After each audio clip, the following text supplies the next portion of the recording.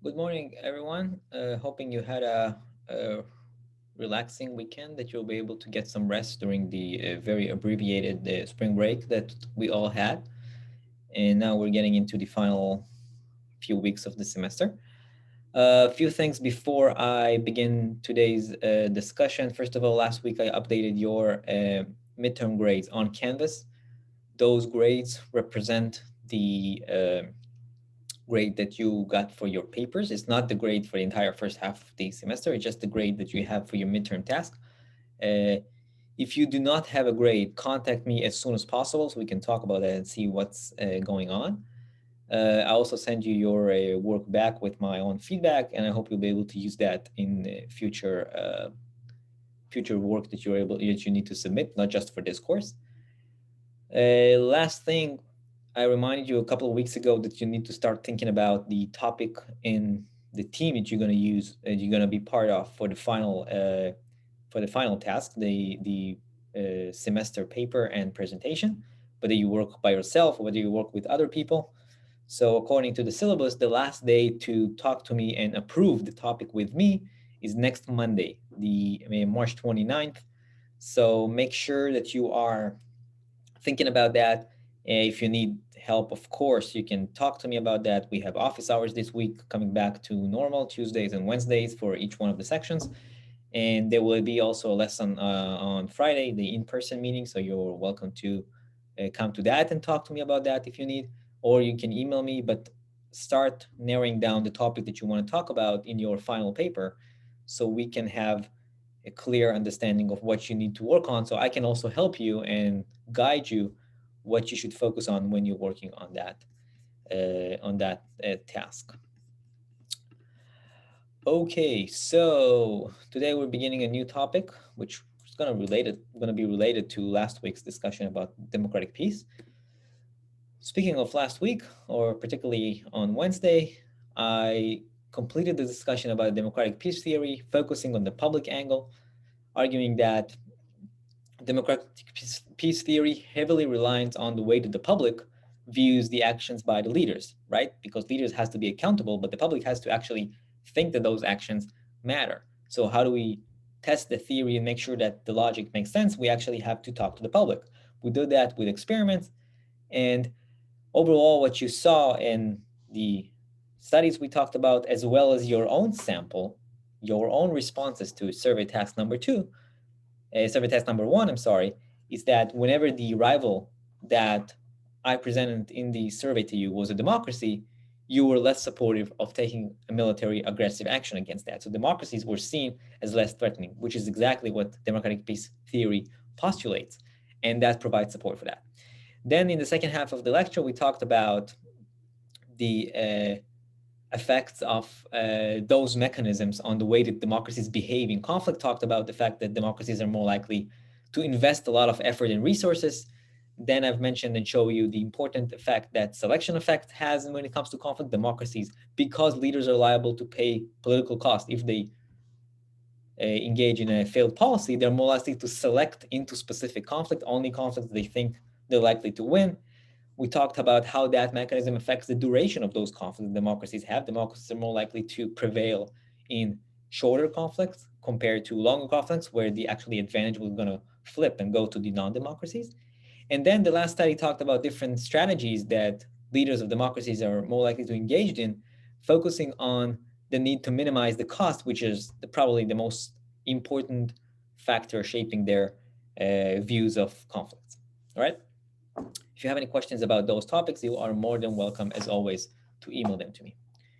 So the topic that I talked about last week emphasizes democratic peace theory, of course, as an outcome which results from the effect of domestic institutions and how those domestic institutions matter for actions in the international system, right? Now we want to dig even a little bit deeper in this aspect and address the foundation of that mechanism. This is what's called audience cost. And it is, some have described audience cost as the dark matter of international relations, because it is so fundamental for our understanding of the theory and how that theory works. But at the same time, it is very hard and perhaps even impossible to observe audience cost. In essence, this topic deals with the questions, how does the aspect of public accountability will affect the way that leaders behave in the international system? And this is audience cost. Okay, so to address that, we'll start with one of the papers that you had for today, which was the original study that introduced the concept of audience cost and how it affects behavior in international conflict. That's the work by Professor Fearon. He began from the argument that democratic leaders are likely to suffer from a decline in their chances for re-election if they fail to act on their promises or their threats in a conflict. Overall, if they display inconsistency in their behavior, they make a threat and then they back out of it, right? So because democratic leaders are subject to public approval, especially in the polls, right? Because people go to vote for them. So those leaders may be held accountable for enacting any types of failed policies and removed from office for displaying those inconsistencies, saying that I will do one thing, but not following through. And this kind of dynamic is clearer when we consider the regime type facing a security conflict. So leader of autocracies do not face those kinds of concerns, right? Because leaders of autocracies, as I talked about last week when I talked about selectorate theory as well, if they enact a failed policy, they're not likely to pay the political cost for it. They're not going to be removed from office if they enact a failed policy. Therefore, they face much less constraints in making threats. They can make a threat, not follow through on that threat, and not pay anything about that, right? There's no significant risk for their political survival. Compare that to everything we mentioned about democracies, that if a leader of a democracy enacts a failed policy, that leader is likely to pay political cost. So that means that the behavior of those leaders of those two different regimes is likely to be very, very different. Now, in order to understand the importance of audience cost, we also need to consider their strategic aspect. And that is how rival states are viewing this dynamic that democratic leaders face when they make threats in a conflict or a crisis situation. The behavior of their rival is also going to be shaped by it. And the main argument in that case is that democratic leaders will issue a threat knowing that they are required to follow through on that threat if the adversary refuses to concede. And the regime type that is more sensitive to the audience cost is the one who's more likely to back down in a crisis. Is the one, I'm sorry, let's start this sentence again. The regime type that is more sensitive to audience cost is the one that is less likely to back down in a crisis. The leader of a democracy issuing a threat in a crisis is a lot more sensitive to the potential political cost from not following through. So the leader of that country is less likely to back down in a crisis, right? And that situation serves as a clear signaling crisis. If a leader of a democracy makes a threat, this threat should be viewed as conveying true intention because the cost of backing down is too great. So again, if I'm a leader of a democracy and I'm issuing a threat in a crisis, my rival, if my rival is not a democracy, that rival should view my threat as credible because the rival knows that if I'm not going to follow through on my threat, I'm going to pay a political cost. So I'm not going to just make those threats out of nowhere. There is a cost for me backing down from a threat in crisis, all right? One of the important points that Fearon makes when he talks about that is that he focuses the model on the effects of the domestic elements. And that means that all the external factors are less powerful. So what he suggests is that external elements such as the relative capability, the relative interest, everything that realism and neorealism talk about are less powerful in shaping conflict. And the reason for that is when leaders, especially of democracies, decides to issue any type of threat or demand in a conflict situation, they have already internalized their own assessment of the military balance and the issues. So if I decided to issue a threat as a leader of a democracy, I've already took under consideration all the realist type factors such as the distribution of military capabilities, distribution of interest, and distribution of power, and all those things. That's the argument. That's what makes domestic concerns the most dominant element in this mechanism. Now, as I said, the decision by leaders, especially of democracies, to issue a threat, which potentially can escalate the conflict, serve as a clear, costly signal for the rival. That's a costly signal. If I'm a leader of a democracy and I'm issuing a threat facing a non-democracy, that should be viewed as a costly signal. But what is behind that signal that makes it costly? Arguing that this is the risk of war because I'm issuing a threat and we may go to war, it's not enough. It's too much of a general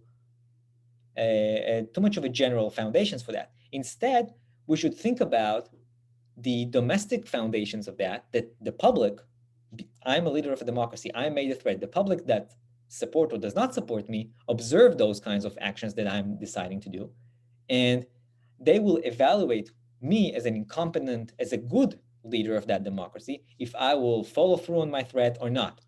That's why it's costly. It's going to be costly for me. I will pay a cost if this threat does not follow through. So that means that that threat represents a costly signal which conveys my true intentions in the crisis, right?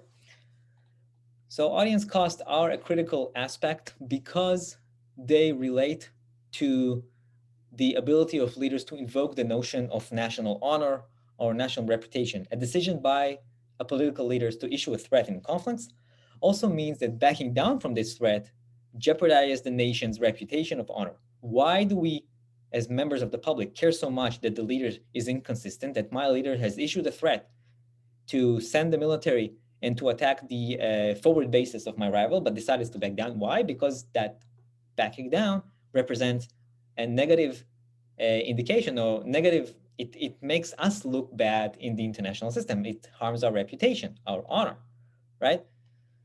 Backing down after making any kinds of show of force. So if I decided to send my military to the border in order to threat the forward bases of my rival, but then I decided to pull them away, that has a potential immediate cost because it gives any kind of domestic political opponents the opportunity to deplore the loss of credibility of our country, or the loss of face, or the loss of honor. So those ideas, reputation, honor, credibility, all of them are essential, important elements that drive our criticism on inconsistent behavior in a conflict situation. And that domestic criticism might be more costly than the potential cost of going into international conflict in some cases. All right. The ability of leaders of countries, especially democracies, the ability of leaders to create audience costs is based on issuing threats, signaling to their rivals that they are all in and they are resolved in going to a fight if necessary. Now, this overall dynamic of issuing a threat and signaling my intentions is not necessarily unique to certain type of regimes, because leaders of democracies can make those types of threats and leaders of non-democracies can make those types of threats. However, we make the clear distinctions from a regime standpoint when we think about the credibility of those types of threats, right? Leaders of democracies are actually liable to pay those costs, right? Because if they make a threat and back down, they will pay a cost. Therefore, their threats are more credible compared to leaders of autocracies, which are not likely to pay the price. Just think about the difference between the demands or the threats made by former President Kennedy when it comes to the crisis in Cuba and the way that the Russians view that. They knew that Kennedy makes certain type of demand. If he's not going to follow through in those demands, he's going to pay a price. That means that his demands are not just words to fill the void that you have to talk during a crisis. That is a credible threat. It conveys true intentions. On the other hand, compare that to the threats that were made by former Iraqi dictator Saddam Hussein in early 1990, after he invaded Kuwait and the international coalition was forming in the Middle East in order to counter him. He may have made threats not to engage in any kind of attacks against him, but nobody took it seriously because it doesn't matter whether he's going to actually engage in the military in an aggressive action or not. He's not going to pay any kind of political cost for that. So that's the difference, the main difference between them. He can make threats. Nobody's going to take them seriously. When a leader of democracy makes threat, they're going to be taken seriously, right? Okay, so that's our introduction to audience cost. Let's finish it by talking about the main conditions or factors that helps us or help leaders of especially democracies to generate those kinds of costs, to generate those kinds of mechanisms. The first is that domestic audience needs to have the means as well as the incentives to coordinate and punish the leader, which means that the population in a democratic country can go to vote and potentially punish the leader politically for enacting those kinds of policies. The second point is that domestic actors, opposition parties, members of the media, the public itself, view the decision by the leaders to back down after making a threat as worse than conceding in the first place. Then backing down is worse than conceding in a dispute or a conflict. And third, and this is one of the most important elements we need to think about, is that, and that's where it speaks to the strategic nature of audience cost, outsiders should be able to observe this dynamic. So if I'm a leader of a democracy, I'm making a threat, my rival should be able to observe the fact that the population of my country can't vote me out of office, and that the population of my country does think that if I will back down, that's going to be worse than conceding, right? So this visibility criteria is very, very important. In terms of thinking about it from the audience standpoint, there can be two types of motivations for the audience to challenge the leader who decides to back down. First is a leader who backs down from a threat should be replaced because that bluff that he issued a threat and back down, so that's a bluff. It hurts damages the reputation of the country. It harms the ability to bargain in the future. And the replacement of a leader is intended in order to regain our credibility in the international system. That when we make a threat, we mean that. That's why we replace the leader. A second motivation in this case is that the failure to follow through on a threat displays general incompetence of the leader, so we should replace that leader before she or he creates any more damages. If we combine this logic, everything I talked about so far, with some of the arguments that I have made regarding democratic peace theory, one of the implications we can come up with is that democracies are less likely to make public demands and threats when they face international disputes. Now, by default, leaders of democracies prefer to avoid from conflict. And if we add to that the logic of audience cost, those leaders do not want to tie themselves to a certain course of action by making public demands or public threats. However, if a leader of a democracy has decided to issue those kinds of threats, then the adversary of that democracy have to view those threats or those demands as a signal of true intention, right? And that should affect the calculus of the adversary of the democracy, whether that adversary is interested in pursuing this potentially escalation and going into conflict. Why? We should also remember when I talked about on Wednesday, that once democracies go into conflict, they're more likely to invest more resources, right? Which means they're more likely to win. All those things together means that the rivals of a democracy in a conflict situation, when that democracy decides to issue a threat, should think very hard if they want to pursue more this path of escalation into a conflict, which are more likely they are going to lose, right? Okay, so that's introducing audience cost. And now I want to talk about what I mentioned when I had the first slide of this presentation, and that's the challenge of observing this audience cost. That's one of the main problems with that. That's based on the work by Schultz. His study presents one of the first counter arguments for the theory of audience cost. And the main issue that he proposes is that any behavior in a conflict scenario represents a strategic choice made by the leaders, right? So leaders make any kind of strategic decisions, how they think their rivals will react, and then they make a decision how they will behave in a conflict scenario.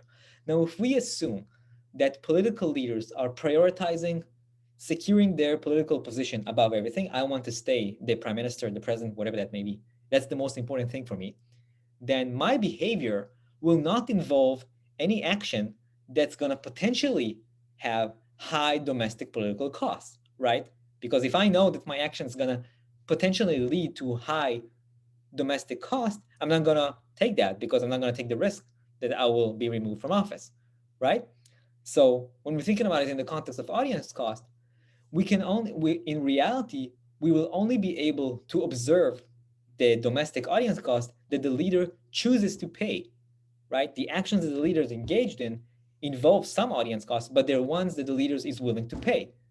And in that sense, those are going to be cases in which the audience costs are low and not going to be likely to be very, very high.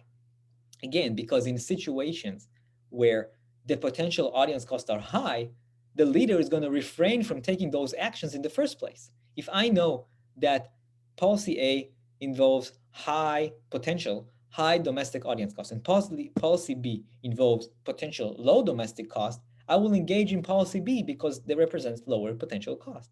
I will not be engaged in A. So I will never be able to observe in reality cases where the audience costs are potentially very, very high. And that's the problem of what's called partial observability. We can only see part of the cases where audience costs are present. All right? And that's the bottom line. Most of the outcomes that we can observe in the international system, international politics, are the ones that involve low domestic audience costs. All right? That also highlights the problem of strategic selection, which I talked about last week, right? Leaders of democracies will only going to go into conflict that they believe that they're likely to win. That also means that they will go into conflict that they believe that the potential domestic political cost is very, very low, right? So strategic selection in some level attenuates the relationship between international outcomes, the conflict, and leaders' survival. And it makes it much harder to show that domestic costs actually have an effect of foreign policy choices. Because if the leader only engages in actions that involve low domestic cost, then that means that the effect of domestic cost is essentially not that high. One example for the problem of partial observability for audience cost, let's take the Fashuda incident from September of 1898, which presents as an example of the inability to observe audience costs because of the strategic behavior of both countries. In this case, we're talking about the British and the French. The crisis which took place in the eastern part of Africa, over here you see this is the Eastern Africa, this is the area of Fashuda, and it's centered around colonial rights in the Upper Nile area. Both the British and the French had colonial rights in that area, and they had military forces there. The British forces were much more powerful, and they demanded to get more control on those areas. The French, which had some stake in that area, were hoping that they'll be able to secure some concession from the British in order to resolve that issue. Now, when the British engaged in the British actions in that incident relied on public calls and public demands for having control of that area. They even published what's called the Blue Book, which represents the policy, and all of that focused on displaying a very uncompromising approach to that specific incident. Therefore, essentially, from a theoretical standpoint, they created substantial audience cost, right? Because they made very public demands regarding that incident. The French recognized those and know that backing down was not actually an option for the British, which eventually led to their withdrawal from that area by November of 1898. So essentially, the theory worked, right? Because the leader of a democracy made a threat, the British made a demand, made a threat. It was viewed by the French, the rival in this case, as a credible threat, so the rival backed down. However, in reality also, the outcome that we view regarding audience cost was not observable because the French did not test the British. The French did not challenge the British saying that, well, you issued a threat, but we're not backing down. And that represents one of the main problems of this concept. We only viewed an outcome where audience costs were very, very unobservable in this case. So what Schultz essentially argues is that most of the early studies that tested these types of dynamics used indirect assessment of the audience cost mechanism. They showed some correlation between democratic countries and outcomes in war, but they failed to demonstrate that the audience cost mechanism actually played a substantial part as the theory argues that it does play. Instead, what he offers is that we need to do a more direct test that's going to show that leaders are going to show the cost that leaders are going to pay when they issue a threat in crisis and back down. Therefore, that represents a threat for their tenure. So to illustrate that, he introduces this basic using game theory. He uses this formal model, which represents the relationship with the different steps in the crisis that potentially going to lead us to see where those audience costs are going to take place. So to explain this figure, I'm going to also use the example that we had before with the British and the French. We have here two actors, the challenger, that will be the British, and a target, that's going to be the French. Now, if the British do not make any types of demand regarding the Fashuda area, then that's the status quo. What we have here in parentheses, and that's one of the ways that game theory and formal models represent this kind of relationship, is the benefits for each actor. This is on the left hand, we have the benefits for the challenger. On the right hand side, we have the benefits for the target. So if the British do not make any kind of demand, they get nothing. The French get what they wanted. That's the end of the crisis. However, in reality, and that's what happened, they challenged the situation. And now it's the decision of the French. If the French concede, which essentially this is what happened in Fashuda, then the British get what they want. The French get actually nothing in that case, and the crisis is over, right? If the French, or the target in this case, decides to resist the challenge, the ball comes back to the court of the challenger. If the challenger, after making a threat or making a demand, the target resisted, and the challenger is going to back down, right? That's backing down from a demand. That's backing down from a threat. This is where audience costs are more likely to be viewed. But the probability that we're going to see that are very, very low because they're potentially very, very high. Now, if the challenger decides not to back down but to stand firm, again, the target has to decide. Though the French, in this situation, when they get here, decides to back down, then they will pay some audience cost, right? Because they resisted the initial demand by the British and then they decided to back down. So there's a cost here, but it's also likely to be high, so we're not likely to observe that.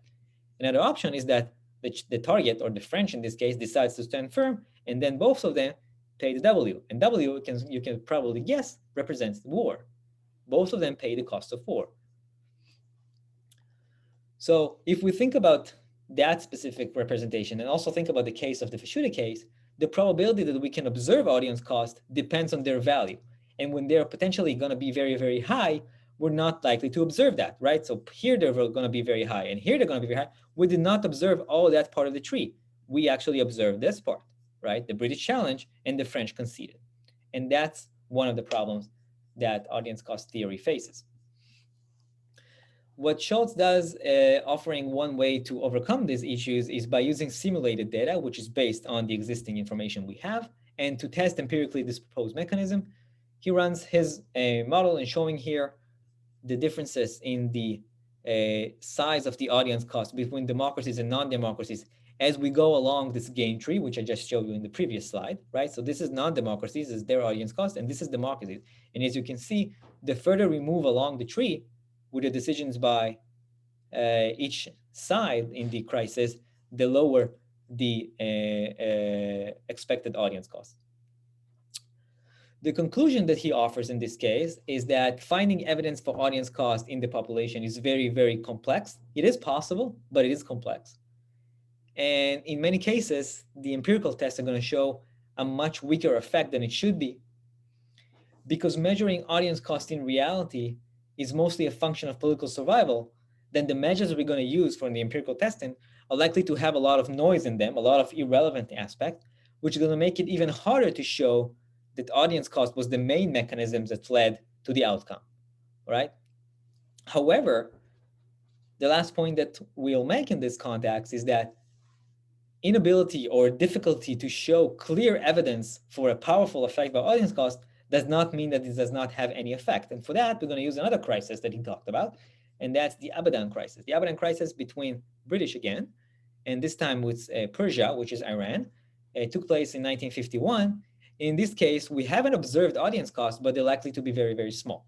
So the crisis took place in April of 1951. The British at that time had a lot of stake and a lot of interest in the Gulf regarding cooperation with countries in the Persian Gulf about oil, the businesses of oil. In April of 1951, the Persians decided to nationalize the local oil company, which was a very substantial problem for the British, which had a lot at stake. They had a lot of revenue coming in from those relationships. Their response to that was to plan a military action, which was intended mostly to protect the British nationals, which worked in that refinery, which was in one of the islands here in the Gulf. The British Prime Minister also made public announcement on the British intention to keep their forces around and to keep the personnel on the island. So again, this is a public demand by the British regarding the crisis, creating audience costs, right? In the following months, international negotiations took place, but they failed to reach a solution between both sides. The British, however, were not willing to back down, but at the same time, they were also not willing to engage in any kind of substantial military action without the support of the Americans. And eventually, by October of 1951, the British conceded and withdrew from the island, from that area. So essentially, they decided to back down, not early on. Now, how do we know that we have some evidence that audience cost actually played a role here? Because the British government, after the crisis took place, or at the end, the latter stages of the crisis, the British government was very concerned on the potential public criticism from that specific episode of foreign policy. So they developed a very clear strategy to minimize those costs as the British were entering into an election period. There were elections coming up at the end of 1951, early 1952. I do not remember exactly the time. And the incumbent government, which was led by the Labour Party, actually lost in those elections. And that loss was not directly attributed to audience costs, but it did have some effect. How we know that audience costs matter for the British government at that time? Because the government, members of the government, engaged in developing those strategies before the elections because they were concerned about public criticism. So audience costs have a small effect, but not insignificant one, right? Okay, let's keep talking about this idea of how do leaders generate audience cost and how can we observe that. We'll do that with the work by Potter and Baum. They argue that in order for us to understand how audience costs work, we need to understand how the public, which is the audience in this case, learn of the government behavior, and therefore they can form opinion of those actions, and as a result, those audience costs are being generated, just as the theory proposes. They, focus their work on unpacking the process which leads to the creation of credible threat. So unpacking this process which leads to the public learning about the actions of the leaders, forming their opinions, and then potentially criticizing the government for taking action or not taking action. So the formation of a credible threat based on the process that leading the public to being informed about that. They argue that we need to focus on two aspects or two factors which are going to allow us to understand that process more clearly, and is going to also allow us to reconcile some of the mixed evidence that there is in the literature so far regarding the effects of audience cost. And we have to do that by unpacking or taking under consideration the heterogeneity, between democracies. There are different aspects of those factors, those mechanisms within democracies, and that's going to have an effect on the way that we observe audience cost. So the first is the prevalence of whistleblowers that ensure that information about failed policies or missteps by leaders is reliable and open to public scrutiny. And those are mostly having opposition parties. The more opposition parties that a country has, the creation of audience cost is more efficient because there's more potential actors that can reveal those failed policies to the public. And the second point is the extent of access that the public has to this information, primarily through the media. If the public has free access to this information, they have the ability to learn about the actions of the leaders and potentially to form those audience costs. However, what they suggest, and that's what they do in this paper, is that we need to look at the variations in those two factors within democracies in order to understand what types or how large of an audience cost can we potentially generate.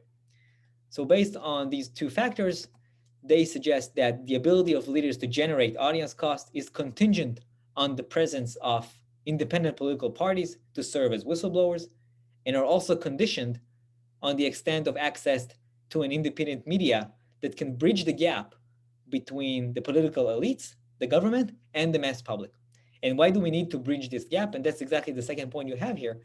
We have to close this knowledge gap between the policymakers and the civilians, because a lot of previous work in IR and political science overall argued and showed that citizens are less attentive to issues in IR, and only under very certain conditions they become more aware. We do not follow every day and look at every particular detail of how foreign policy is being implemented by the government. So we don't have a lot of information. The leaders or the elites have a lot more information. And those two mechanisms I talked about, the whistleblowers and the media, are critical in order to inform the public, make sure the public knows enough about the actions of political leaders in foreign policy, and therefore they'll be able to create those audience costs. Only by unpacking democracies to investigate the effects of those differences in those factors, we can expect to be able to identify the effects that audience cost has and the differences in the audience cost between cases, right? So what do they do in terms of the method that they engaged in? They observe audience cost using an indirect measure, and that is to explore the reciprocation in a military dispute. A decision by the target to reciprocate is what we use in order to measure audience cost. If I'm the democracy, I'm issuing a threat. If my target decides to reciprocate, that represents the measure for audience cost. The idea is that a decision by a target to reciprocate in a conflict represents a second order indication for the way that rival perceives the credibility of my threat. If my rival decides to respond, that's how he perceives my threat. So those that generate high audience cost are likely to face lower rates of reciprocation because their targets will concede. Let's take it as an example, two countries. Country A is a democracy, country B is a non-democracy. If country A issues a demand in a conflict or a crisis and country B responds, that means that country B believes that the threat is not credible. So the reciprocation is likely to be high.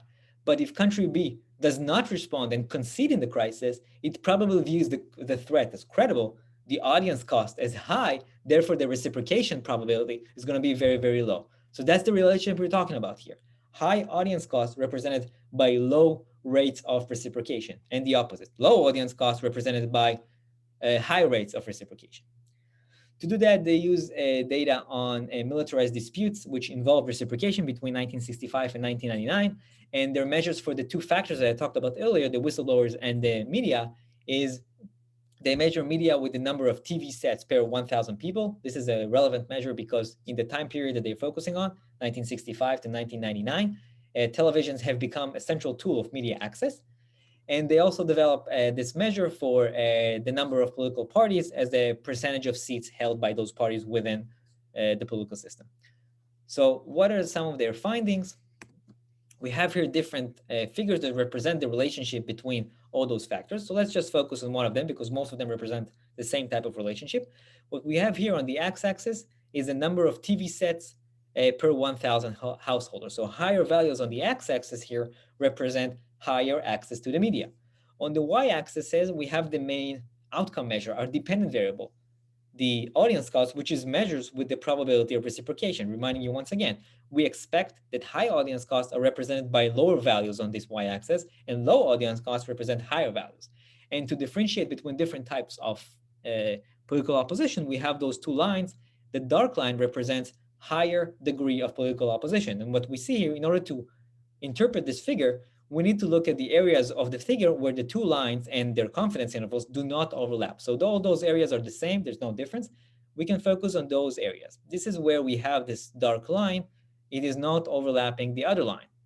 So in this case, we see that for, let's say, 300 number of TVs, the probability of reciprocation is about 0.2. But with more access to media, for 500 of TVs, the probability of reciprocation is less than 10%. So again, the outcome that we have here is that the combination of multiple opposition parties, which is the dark line here, along with high access to the media, which is growing number of values here on the x-axis, reduces the extent of reciprocation. The values here are lower, which represents for us higher degree of audience cost, right? All those figures represent pretty much the same relationship. Here we have just different breakdowns of the data. And overall, what these results provide us is a path to observe audience cost and the way that they are created, right? And that's going to lead to the second order effect of credible dispute threats and the extent of reciprocation by the rival in this case. All right, so far we talked about the democratic peace last week. And today I've added the idea of audience cost and how they are more effective or more likely to be generated, especially from democratic countries. However, over the last a little over than 10 years, studies have actually challenged the notion that democracies have advantage in generating those audience costs. So democracies are not likely better in that. That's the argument. Why is that? The foundation for that argument is that, in contrast to what we believe, dictators are not as safe as we think. There's very few of them in the world that face low survival risk because they crush their rivals or they're able to co-opt any kind of domestic institutions. Many of those dictators actually face substantial risk of political survival because they have to cater to domestic elites in their country, and those domestic elites act as the audience in much the same way that the voting public acts in democracies, right? And that means, if we follow that, that means that audience cost, or some form of audience cost is possible also for autocracies. The main difference is that the audience is different. In democracies, the audience, which generates those audience costs, is the public. In autocracies, that's members of the ruling elites or the elites overall that the leaders has to cater for, right? So how does that comes into play? The main question is the extent or the content. The main question, is the extent of, elite coordination to sanction the leader for enacting a failed policy, and how much of this coordination of action is also observable to foreign leaders. So similar to the conditions that I mentioned regarding audience conscious democracies, it's also relevant for non-democracies. But in this case, again, it's not the coordination of members of the public. They can go to vote and vote the leader out of office. It's the coordination of elites. How much do elites coordinate to punish a leader which enacts a bad policy, which makes a threat and does not follow through? And how much is this observable to outsiders? Reminding you again that important aspect. All right. Now, what the authors of those studies have argued that in order to identify those factors, we need to look at autocracies in a less rigid manner and not combine all of them into one category. We need to unpack autocracies to different levels of regime. Okay? So that is the famous work by Professor Wicks, who was a professor at the University of Wisconsin. She was one of the first to introduce those kinds of arguments regarding audience costs within non-democratic regimes. So she begins from the assertions that one reason why we see autocrats as less likely to create audience costs is because they have greater control over their tenure, which implies they are not able to credibly jeopardize their political future by making all those kinds of credible threats, right? Now, when we think about the first factor I talked about, the coordination, in democracy, it's not really much of a problem, right? Because the people can essentially coordinate, go to vote. They do not face any kind of potential punishment for voting a leader out of office. But in non-democracies, leaders collude with regime insiders and members of the elites to preclude participation, and making coordination among those that can affect the tenure of the leader a very important issue. They can punish those that are opposing the government. They can imprison those people. So coordination is a lot more an important factor in non-democracies. Still, dictators do not have full control. There are insiders, especially within the regime and the ruling elite circle, that can serve as audience. And before we go into understanding and identifying those based on different types of regime, as I said, I want to just make sure that we are aware of the different ways that the leaders of those dictatorships can negate the potential effects of those insiders. And they can limit the opposition by either having, one example is having tight control of the intelligence agencies that can provide them information on any kind of members of the elites that resist the regime. And our friends Stalin and former Iraqi dictator Saddam Hussein have used that extensively. Also, there's a possibility of direct punishment of members of the opposition using mostly the secret police, which Stalin also has engaged in extensively. And third is that leaders can offer incentives to elites that will inform those leaders about any type of opposition, or co-opt them by offering them higher benefits from keeping the leaders in office than challenging them. Again, thinking about that in the context of the private goods as part of the selectorate theory, offering any kind of private goods to members of the elite so they will not challenge the leader. And the extent of control that a dictator has determines how much pressure they face when they back down from a threat in a crisis, therefore generating those audience costs. And the second factor that I talked about, the visibility requirement, of course, is very, very important for outsiders. Outsiders need to be able to view that the risk for the leader's survival is actually real. So it is less a requirement that rivals or outsiders know who is the preferred leaders for those elites.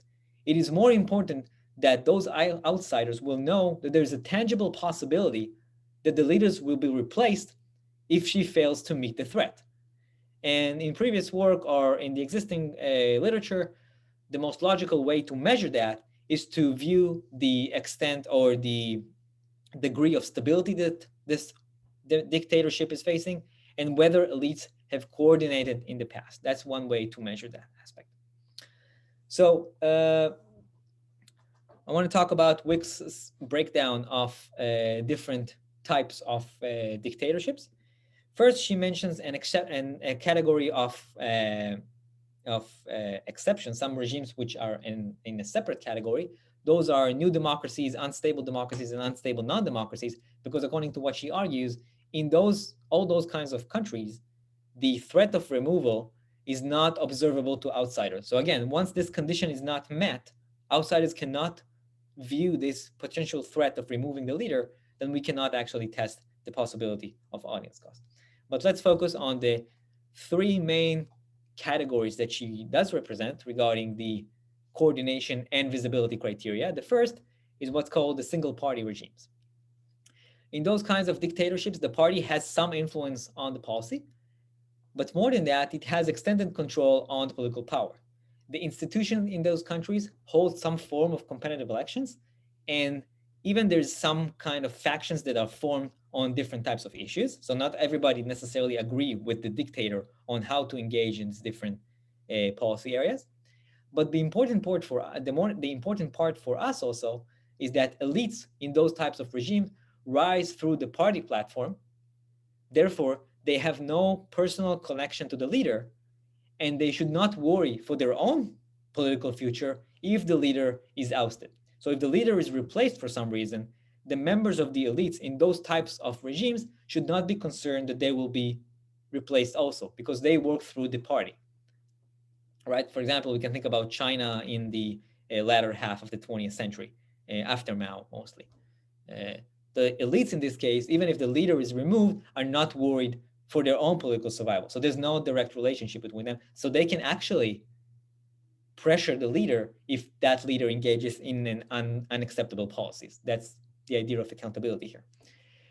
A second type is the military regimes. Those are governed by a high-ranking officer, and there is some form of mechanism exists for other group of high-level officers to influence the policy, whether it is military council or military juntas like Argentina had in the latter half of the 20th century. And once again, there is very little personal connection between the elites, the members of those military councils, and the military officer which leads the country.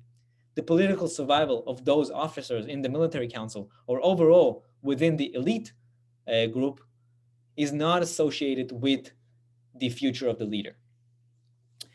The third type is what's called the personalist regimes. In those type regimes, they are the clearest example of non-democratic countries in which the leader has extensive control of the population and the leader can prevent coordination by members of the audience. In addition, the second aspect in this case is the vast majority of elites have strong personal connections to the leader. In many cases, those members of the elites are family members of the leader. So in this type of regimes are the ones where the effect of the audience is the least powerful because the leader has control over the security branches and the regime institutions, so they can prevent coordination. And the leader also has personal connection to members of the elites. So if the leader is removed from office, it's likely that his family members of the elites, are also going to be removed. And what happens in this case, that some members of the elites in those kinds of regimes, sometimes it's better for them to, not remove an incompetent leader, because if they will remove the incumbent, they're also risking their own career and sometimes even their own life. And the bottom line of this entire dynamic for personalist regime is that the leader does not face a credible and substantial threat on their removal. And when we think about it from the visibility criteria standpoint, it is clear to outsiders that in those types of regimes, in personalist regimes, the leader faces very low threat to their own survival, right? So those are the three general. She also talks about other types of regimes. I want to focus on those three because that's the three big categories. And now we're going to talk about how she tests that. Before we talk about her empirical testing, I will stop for today's attendance word. Attendance word of today is Dallas, like the city. Dallas is the attendance word for today. Okay, so what does Weeks do in her paper? She uses data on militarized disputes since 1816. It also has a subsample of the data focusing on 1946 to 1999. And her main indicator to measure the extent of audience cost is, again, this rate of reciprocation. Like I talked about in the previous work by Potter and Baum, how much does the rival of the country which initiates the threat responds to that threat, right? So let's look at, this is the general results overall, which we can think about as the motivation in some level for this paper. When a democracy issues a threat, the rate of reciprocation is 38 to 41%. That's the entire data, and that's the part of the data. When a non-democracy issues a threat, the rate of reciprocation is much higher, 49% to 51%, right? Because threats by non-democracies are viewed as less credible. All the mechanism talked about earlier, right? Sorry. Now, what happens when we follow the approach that Weeks has introduced here and unpack non-democratic regimes into different types? We have here a lot of types, and let's focus on the ones we talked about. Democracy still remains on fairly low number, about 41% reciprocation rate. But check out, this is the single party category that I talked about, fairly close to the 41% rate that democracies are facing. Military, also relatively close, 55%, 41%, 44%. The numbers are not that big. And then let's go back to our third category. Those were the personalist regimes. And here we go all the way to 61%. So there are substantial differences in the extent of reciprocation based on the type of regime, and especially even more so when we break down non-democracies to specific types. And the differences between a democracy and a single-party dictatorships here are not very large. She also uses that data in order to generate the predicted probability of reciprocation based on the regime type of the initiator. And when a democracy initiates a threat or a demanding crisis, the predicted probability is very low, 27%, but single party is essentially the same. All right? So military regime in this case is relatively a little bit more, but closer. And once again, the personalist regimes are way down that list. So the bottom line of all those findings is that when we disaggregate the group of authoritarian regimes and we break down this regime type to multiple types, then democracies do not necessarily have an advantage, or they're not necessarily more successful in generating audience cost and signaling their true intentions in a conflict situation. And that's the bottom line of her argument. Democracies generate audience cost. They're highly likely to generate them.